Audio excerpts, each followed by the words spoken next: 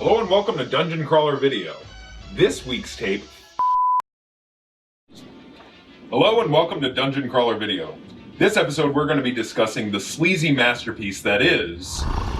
Evil Toons! This dude is rude. Nailed it. Okay. First they undress you, then they possess you. Wow. Okay. Okay, so this is bad. It's written badly. A film that combines the live action and animation of Who Framed Roger Rabbit and the comic lunacy of Porky's. When four gorgeous girl students... Girl students. When four gorgeous girl students go exploring in the spooky basement of an old haunted house, you just know what's going to happen next, right? Wrong! Evil Toons is like nothing you've ever seen before and takes on-screen mayhem and madness to new heights. This incredible and hilarious story features four sexy college girls and a lust-hungry cartoon monster who escapes from the pages of an evil spellbook to scare the girls' pants off. Spoiler alert, they take their pants off willingly. Also, it's more shirts off. Evil Toons is filmed in TerrorVision and directed by legendary Fred Olen Ray, starring David Carradine, Monique Gabriel, and Dick Miller. Don't miss this unique screen experience. That's not all, folks. Yeah. Insane. Was he in Terminator? I don't remember. How tall is he? I feel like he's my height. 5'5". Oh, he is my height. He's shorter than you. Yeah, by an inch, but... It counts. Tell me when. When? When? Now. This movie fucking rules. This is one of my favorite movies that we've done so far. This is also the sleaziest fucking movie that I've seen in a very long time. I looked all the girls up last night. Seems like just the girls? Fine. You didn't care about Biff? Some of those men are dead. This movie came out in 91, and it feels so much more 80s than that. The movie starts with a disclaimer where it explains that this is based on true events and that the guy who wrote the movie truly believes this. It's sort of like when Anchorman in the beginning is like, this is based on a true story. Yeah. It's like... So then we open up on Bill of Kill Bill. He's got this like knockoff fucking version of the Necronomicon that's like talking to him. It's sassy. It's so fucking funny. Let your conscience be your guide. The book says, let your conscience be your guide. Yeah, what is that from? Jiminy Cricket. And always let your conscience be your guide. Like, it's an absurd thing. They're all over the place in this movie. Do we get any of those practical effects? Like the not the practical effects, but the special effects lightning? There's like Raiden. Yeah, once he's a ghost, he does that. Spoiler alert. Yeah. Within the first 5 minutes, David Carradine hangs himself in the basement. I screamed. Like... Sorry, but... It's not funny. It's in the first 2 minutes. And like there's a noose and he walks up to it. And the fucking book is like, let your conscience be your guide. He's like... wait. The book says... I never knew you were one to jump to conclusions. Oh my god. Look, to be fair, nobody knew what was coming. That's when the book disappears. The book's like, oh, I'll be back, or whatever. He says something fucking dumb. You can't get rid of me that easily. I'll be back. You'll see. Ben does like the Mortal Kombat Yeah. Raiden lightning thing and disappears, and it's sick. That is like my favorite kind of special effect, is just like that like weird illustrated lightning shit. It's so fun. It works well no matter what, honestly. Yeah. The fucking music in this is really good. Pretty much the entirety of it is just written presumably by like one guy with a keyboard. It's fun, it's jaunty, but the intro takes fucking forever, and there's just like all these like weird woodcut illustrations of demons just flashing on the screen as they go through a lot of credits. Too many credits considering. Yeah, considering what did they say? It was like the budget for this was like 125,000 or something. Dude. It was like crazy low. We come out of the credits, and we're in front of like a big colonial house. I'm guessing in like California, but I don't know that they say it all. Colonial? It's got pillars. Aren't those colonials? No. Anyway, so a big white van pulls up in front of a big white house, and there is a like for sale sign in the front yard, and it says call Satan. It doesn't say hail Satan? No, it says call Satan. For real? Yeah. If you want to buy this house, call Satan. This is next level humor. It's great. I can't stress this enough. How many times in my notes I was like, this rules. I had nothing else to say other than like, I love this. The Gremlins guy, what's his name again? Dick Miller. Gremlins guy. He gets out of the van and he's got a big cigar and he's like, all right, girls, get on out. And like 4 girls pile out of this fucking car. It's like a long scene. Back and forth with him just fucking shoving this cigar in his mouth and these girls' butts. The butts are a lot. I wrote, wow, ass cigar. I wrote, shut that bird up. Anyway, asses. The sound in this is amazing. There's like a lot of added sound effects that are not mixed well. It's fun, but I know it bothered you that the birds were so loud. The birds were so loud. Worry, as your team leader, I've got I couldn't hear the dialogue over the bird. Like, look, I'm gonna say this right now. Dialogue's not very important in this movie. Gremlins guy is like sort of explaining the whole job. Clean up the house real good for the new owners. I pick you up Monday morning and you each get $100. my mouth's watering just thinking about it. Don't invite people over here. Don't have a fucking party in here. There's a neighbor guy who's gonna call me if anything weird happens. Mr. Hinslow, he's got a phone. I spoke to him earlier in the day. Be on your best behavior. But remember, no monkey business. I got a reputation to think of. You kind of get like introduced to the girls in a way. Like one of them is the leader of the group, and then there's like a dumb one, and then there's one that is adventurous. And then there's what? Adventurous. She's adventurous. She's fast. And then there's the nerd with the big frumpy shirt that couldn't possibly be hiding anything underneath it. When we get introduced to the adventurous one, Roxanne. Yeah. I think we're supposed to go running down the street screaming, right? No. At the beginning of the movie, I felt that she was the worst of the acting, but then... Oh, she's great. She's the best one, actually. She actually is the like, best one. Not a joke. Yeah. Other than Gremlins guy. Yeah. He's great. Yeah. And he surpasses David Carradine. David Carradine was there one day. They reused... He was downstairs in the basement with that fucking noose. He suggested that. He was like, you know what?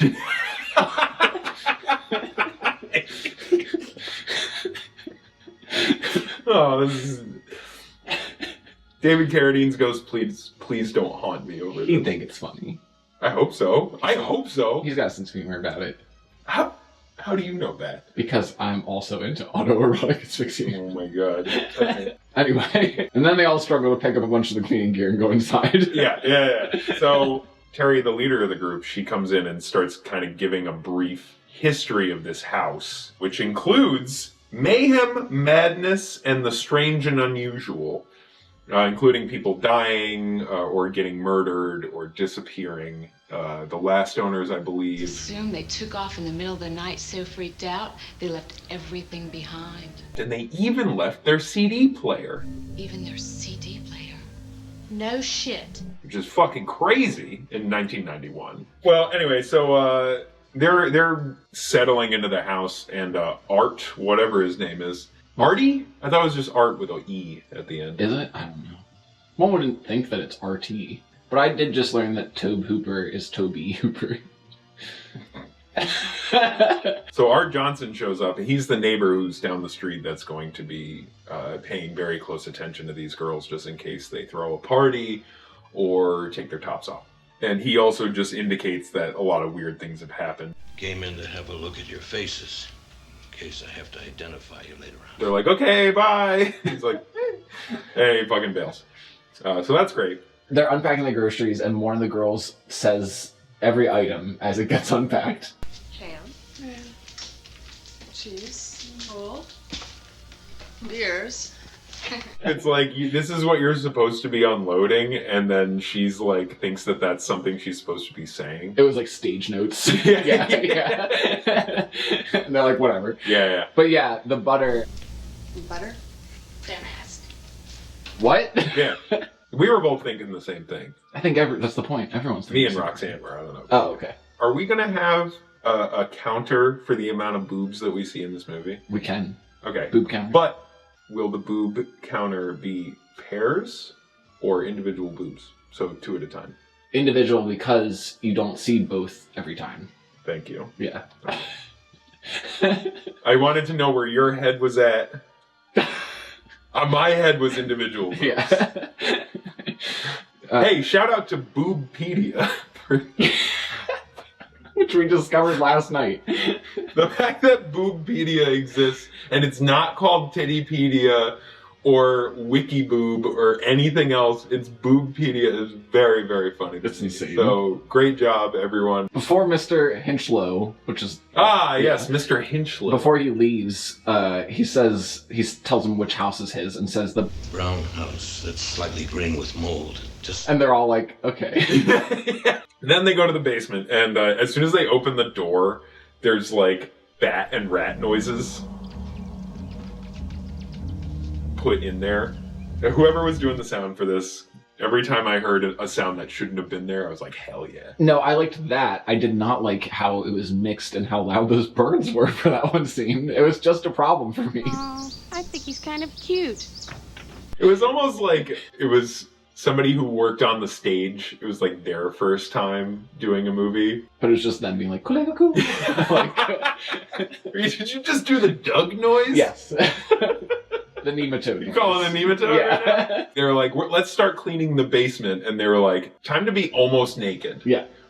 And then they just start like throwing boxes. Empty boxes. They're just fucking... They're like piling them up in the flinging corner. boxes. That's also what they say in their lines, though. They're like... I say we just straighten up. Why don't you guys stack up some of the boxes and we'll move things around? It's almost like somebody was like, I don't know, we got to figure out how to get to the trunk. So let's just move some boxes. So they find a trunk and it's got a skull and a wiggly dagger and a death shroud in it. That's just a weird beat up old rug. They're like, okay, well, whatever. It's getting a little late. Why don't we go upstairs? So they go upstairs and they're just like hanging out on the couch. Terry is reading a smutty book. And the other one is eating a bread sandwich. And she just like chokes. Yeah. And I'm like, oh, this is solidifying her being the like dumb one. Because she, like, can't even eat. Jan? You thought Jan was the dumb one? Yes! She was the slow one. Everything she did was slow. Like, literally, when I say slow, I mean all of her lines were spoken slowly. Just some sandwich stuck in my throat. She did seem stoned. Yeah! You're right. But then Roxanne comes down. Roxanne comes down and she gives everybody a show, and it's great. I wasn't sure what to expect of this movie. Like, I genuinely didn't know what I was getting into at all. And then I was like, oh, nice! Like, I was so, like... Anyway, so she's giving everybody a show, and people are enjoying it, and Meg is obviously enjoying it. She's very interested in what's happening. And Roxanne notices this. I like how I'm spending this much time on this part, and, like, the rest of the plot barely means anything to me. This sets up a lot of stuff, actually. It does set up a lot of stuff. It establishes Meg as the most sexually inexperienced of the group, and thus a target for a lot of things. Thank you. Yeah. You said that a lot better than what I was going to say. You're welcome. So Roxanne pulls her in front of everybody and is like, let's see those cans, baby. She like opens her big frumpy shirt and she's got a fucking set on her. And she does! I wrote nerdy girl gay as fuck and stacked in all caps. It's pretty cool that they like really make you wait for hers. Yeah. You know? But it's not even later, it's the next scene. But during the striptease, when Roxanne takes her clothes off, there's cartoon like... And then when she's doing like her little twerking, 90s twerking, it's like... like there's like jiggle sounds. It's awesome. Okay. Oh, I have 3 pages of notes and we're barely down like to the halfway point of the first one. So... Meg gets brought up in front of everybody and they start to see her boobs and she like kind of gets upset and runs away because she has gay shame. So then they hear a knock at the door and it's Bill. They're like, what do you want? And he's just like, Delivery. And they're like, who are you? What do you want? Like, we don't even live here. And he's just like, Delivery. and he hands them this fucked up, like, package. And then he leaves. And then they spend about 30 seconds or less debating on whether or not they should open the package because it's not for them. But it says... Yeah, what does it say? Open immediately. Yeah, it does say open immediately. And they do, and it's like a knockoff Necronomicon, and it's very funny. They take it so well. Like, they take spooky daggers and human remains in a trunk, totally fine, and then they get this book that's, like, made of human skin and has a fucking face on it, like, huh, weird. One says, I don't really like touching this. I don't really like touching this. Also, they call it the Transylvania Yellow Pages. Yeah, that's a good one. I like that one. It's the Transylvania Yellow Pages. The thing is the delivery of a lot of these lines isn't perfect because these ladies are not that type of actor, but the dialogue writing is very funny to me. It knows what it's doing. Oh, it's so good. Yeah. Like, this movie, I can't stress it enough. Also, another good sound effect, the door creak sound when the book opens. Yeah, like it's on a set of metal hinges. So then they look through it and look at the drawings and comment on how sexual they are. Yeah, and there are a couple great lines in here, like, ancient sorcerer's wet dream. And they're like, huh, maybe the nerd girl knows how to read Latin. Why don't we go ask her? And then we cut back up to the bedroom that they're all staying in. And Meg is just, like, breathing really heavy. And she's just, like, looking at herself in the mirror. Seemingly discovering her body for the first time. Yeah, I did. I also wrote, like, oh, it looks like she's never looked at her own tits before. I just put, like, she just realized how awesome her boobs are. And then she does, like, this, like, finger touch on the mirror. Yeah, I was like, is she about to make a heart around herself the way that it was shaped, but she only does, like, half of it? It's like, I'm looking for... the other half. Yeah. But then Roxanne comes up. And she's like, hey, we need your help. Somebody just delivered us a weird book. Can you read Latin? And she's like, yeah, I guess. She just goes downstairs. Jan and Terry are still on the couch looking at the drawings. Roxanne and Meg come in, and Meg goes, Where's that strange book? I wrote that down. She reads this incantation, and then after the incantation, it's like... Never, ever, ever, ever read the above incantation aloud. And I mean don't, never. Well... And then they're like, well, let's go to bed. Jan and Terry go upstairs, and they're sleeping on, like, yoga mats, basically, apparently. Terry just lays flat on her back in corpse pose. And it's like, okay, good night. And you're like, what? So Roxanne stays behind to do what one of the other girls refers to as the Carnal Olympics with the quarterback of the college football team at the college that they all attend together. His name's Biff. Roxanne is getting things ready for Biff to come over, and she struggles amazingly for a good 5 minutes with a wine bottle. The girl playing Roxanne is very good. She keeps doing all these like really funny moves. It's like Elvira style bad, but good. Yeah. Important note here. After they all went to bed, one of the illustrations disappeared from the page and became this, like, fucked up, like, weird little dog demon thing, and is now, like, kind of prowling around the haunted house while Roxanne is playing with a bottle for way too long. He's looking at her, and he does the thing. Well, she changes outfits. Oh, right, yeah, because she's getting ready for Biff. Yeah, she puts on, like, a bra and thong set, but it requires a lot of bending over. The demon catches a glimpse, and he like pulls on his ears. Yeah, and he does like it's going crazy, and he does like wiggly tongue. Oh, it's so great! It's so great. I literally wrote "wow, wow, wow" 3 times at just how ridiculous that fucking scene was. Right after she changes, the demon attacks her. Eventually, his head ends up between her legs, and then he says, "Yoo-hoo, time for din-din." Does he really say that? Oh, no. And then when he's like licking at her boobs with his big animated tongue, he says, oh man, that's rough. That's so funny though. All the girls upstairs are just like, yeah, that sounds about right. And so she lets out a blood-curdling scream. And then Meg says, That did not sound like the ecstatic coupling of young lovers to me.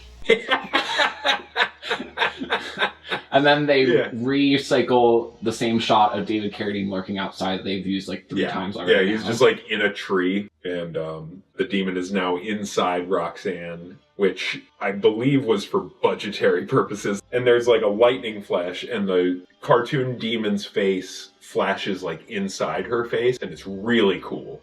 And I completely forgot that they went down the stairs to check on her. She's like... And she's covered in blood. Yes. And she's like, I broke a bottle. Biff shows up. For a second, I thought it was the dude from Stranger Things who went on to play Hellboy. Oh, David Harbour? Yeah. I thought it was the guy who played Tom Cullen in The Stand. The Gary one? Sinise The Stand. Oh. Who does Patrick's voice on SpongeBob. Oh. But it's not him. Yeah. But.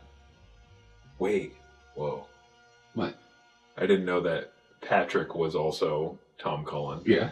This movie, honestly, like, I was barely paying attention to the dialogue because it means nothing. When Biff comes, he's touching her face and says, "What's with the sticky stuff? New lotion." Close. Yeah. And you're like, oh, what the fuck? Yeah. So they start dry humping like crazy. And then she just, like, goes for the throat, and he screams. And Meg is like, "What was that sound?" And one of the other girls is just like, "Oh, she makes a lot of guys make that sound." I just think somebody should check into it. They tell Meg to go check on the screaming again. Why me? Face it, Meg, all you really want to do is see Roxanne in action and pick up a few pointers. I do not.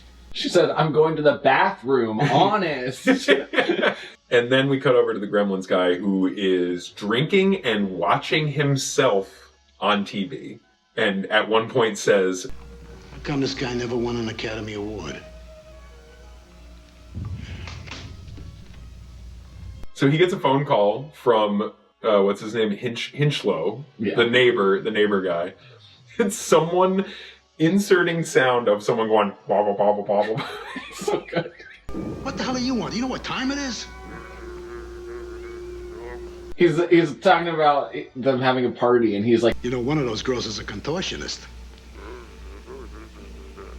Yeah, it's a political party. Yeah, it's a callback to a joke earlier that's so good. I personally was never cut out to be a contortionist. Contortionist, what's that? It's a political party, but don't worry, the Republicans are still way ahead. I love this guy. Yeah. Rather than record these two people on different ends of the phone having a conversation, they just have Gremlins guy just do all the work and just explain what's happening by saying it back. He gets the gist that something weird is happening over there. He hangs up and this girl shows up and she's like, "Are we gonna fuck?" And he's like, "Why does every week have to have a Friday in it?" Like, dude, are you upset about having to have sex with this girl? And he's like, "I gotta go do work. Sorry, baby. Another Friday will come."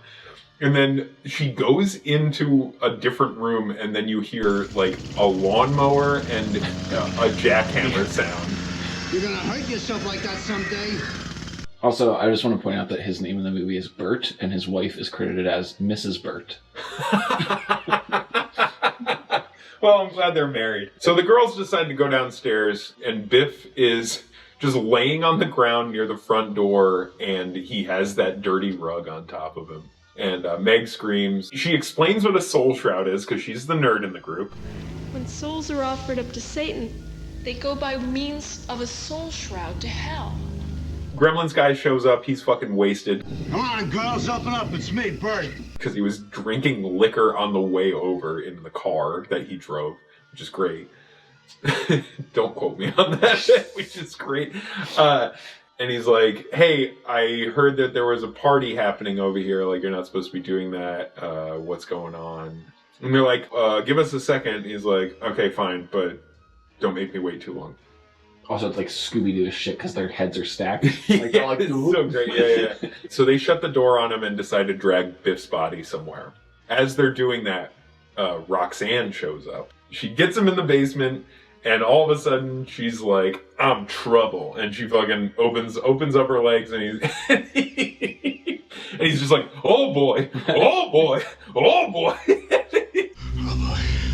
Oh boy. Oh boy. There is a point where they're like, "What are we gonna do?"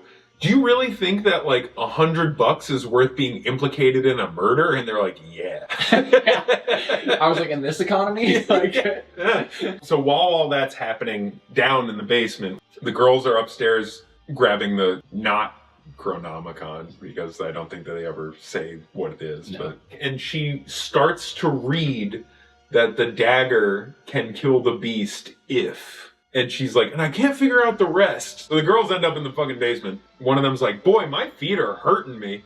And she sits down on a chair. There's like a drop cloth like draped over the chair. As she's like rubbing her feet, the drop cloth falls away, and it's the Gremlins guy, and he's all dead and fucked up. there's so much good physical comedy because they like move him around and he like keeps like lolling and being like, ugh. And then there's Roxanne in the trunk, and she's covered in blood too. And so they run upstairs. Yeah, they go to run upstairs, but they stop to scream. Like they see Bill like in the window or something. And Meg, the nerd, her little braid like stands up behind her head. And you can see the wire. Meg is trying to convince the other two that there's something supernatural happening. And they're like, no. Will you stop with the freaking beast? This is reality. And then the stoned one is like, there go our paychecks. Then they run into Hinchlow, who's upstairs. He's just there. Yeah. They ask him about the book, and he just knows everything about it. This is an ancient Cantarian warlock's demon spellbook brought here by Gideon Fisk. Hinchlow, like, at one point just disappears, and it's Roxanne. And they're like, what the hell? We thought you were dead. And she was like, no. Meg thought some drawing came to life and was trying to kill all of us. That's pretty far out. Biff and the Gremlins guy and Hinchlow all ran downstairs, and they're laughing at you because they pulled a prank on you. And they're like, let's go kick some butt. Yeah. And they run downstairs and they start like, hey, fuck you, man. And they start like kicking and punching these dead bodies. They're like, wake up. Like, we're mad at you. Just like... Bert, the Gremlins guy, is like making sound effect sounds when it's like every time he's like yoinked around. It's so funny. Good. And that's when Roxanne like reveals herself to actually be the demon. And they're like trying to figure out what they're going to do about it. Like for way too long. They're just standing in like a doorway like, what do we do now? I don't know. And they just grab an empty box and throw it at Roxanne, who's like, whoa! Like, they just like make such a big...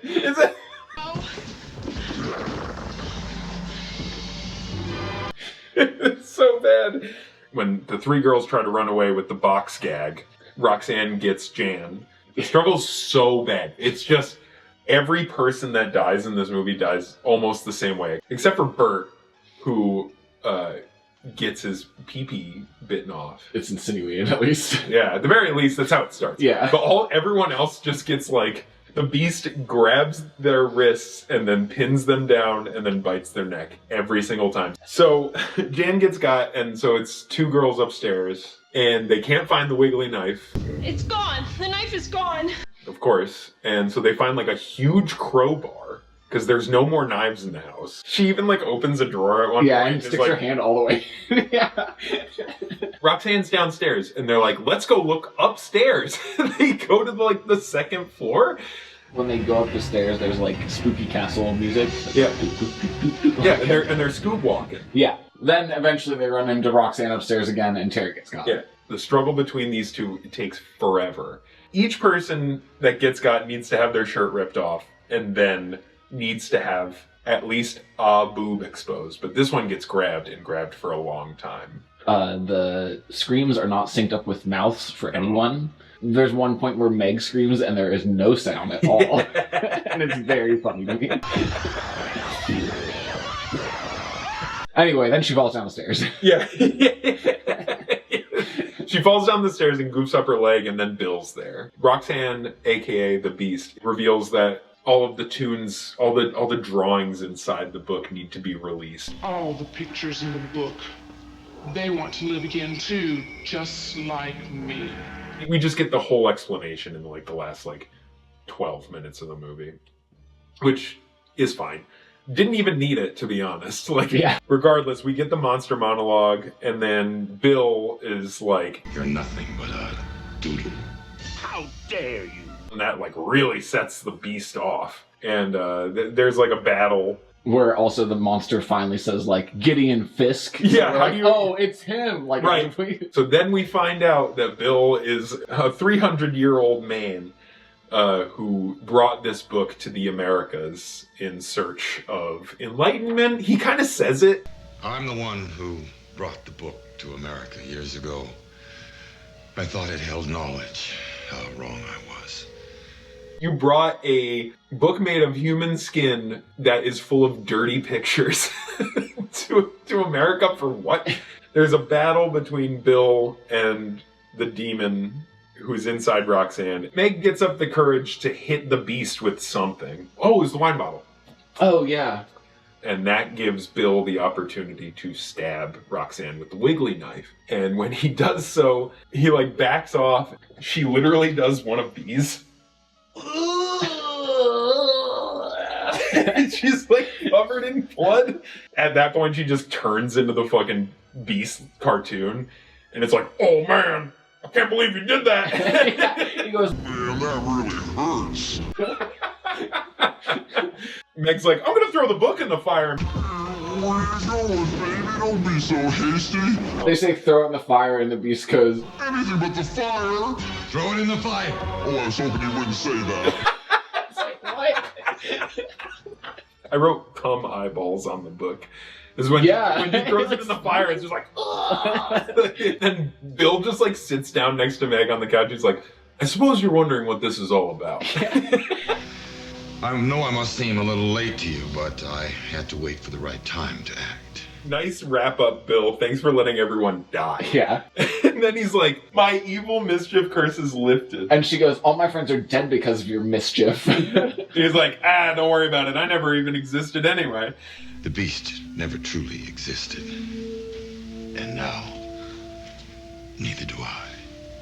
And he just like, Raiden lightning disappears. So everyone's alive. Everyone's very confused. Roxanne makes a joke about, I don't even know who I did last night. And Biff and Bert are both standing there, and it's very funny. And all the girls are like kind of messed up, and they don't know why.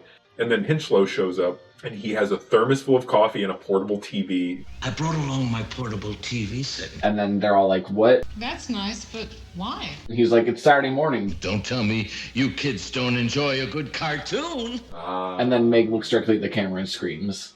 Oh, yeah. And then it's over. Yeah. Yeah. That was good. Yeah. And then there's fun blooper end credits, which I love.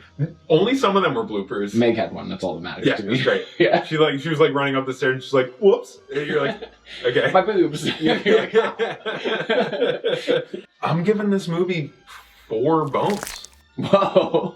Like, it's not like the best movie in the world, but it did exactly what it wanted to do. It's quite obviously not the best movie in the world. It's a bad movie, but it's super fun and super entertaining. But it is, they set out with a mission and they did it. The whole score is amazing.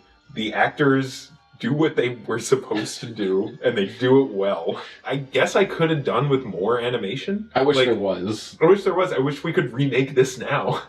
I feel like we'd see Bush. Yeah.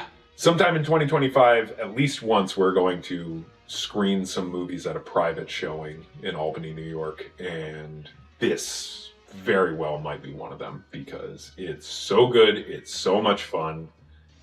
It's not really one where you have to pay attention to the dialogue too much. You just get to look up at the screen and see something real fun. I want to see more movies like this. I'm glad that I was getting a bunch of John Carpenter tapes and saw this in the shop and was like, yeah. Yeah, it's sick. Keep an eye out for when we do a screening of some of these movies. You can also follow along with us in special ways. If you give us money. Oh, okay. We have a library of tapes that all somewhere that you could possibly have access to if you give us. Anyway, we have constant reader compendiums up. We have t-shirts. We have a bunch of stuff. See you next time.